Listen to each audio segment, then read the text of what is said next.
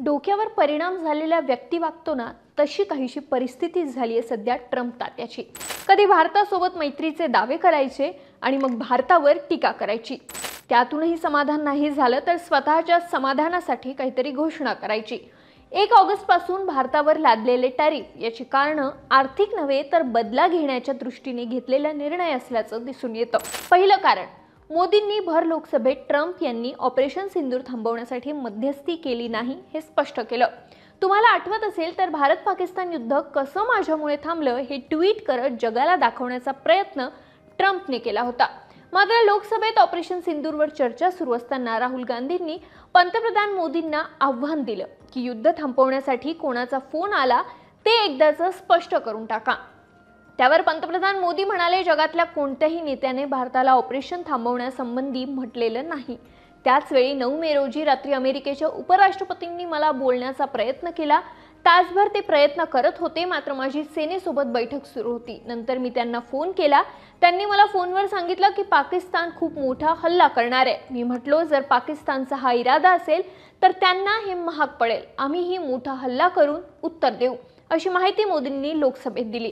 अर्थात त्याच्या काही वेळाने लगेच अमेरिकेत ट्रम्प यांनी पत्रकारांशी बोलताना पुन्हा त्यांच्या श्रेयासाठी आग्रह केला।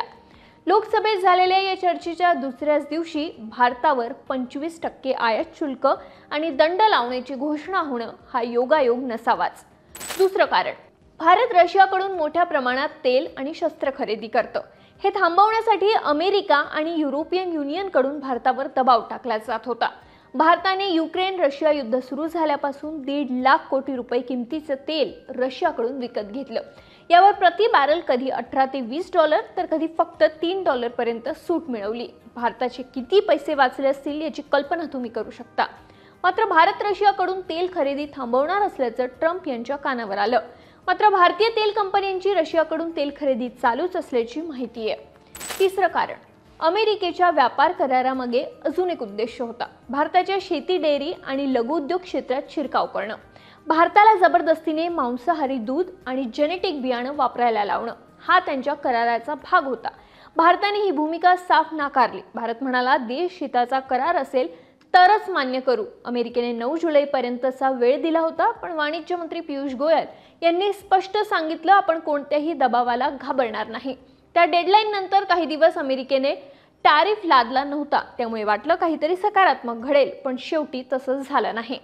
अमेरिकेने भारतावर लादलेल्या या करारामुळे भारतीयांचं काय नुकसान होऊ शकतं यावर व्हिडिओ बघायला तुम्हाला आवडेल का? आम्हाला कमेंटमध्ये नक्की कळवा आणि सरकारनं आम्हाला सबस्क्राईब करायला विसरू नका।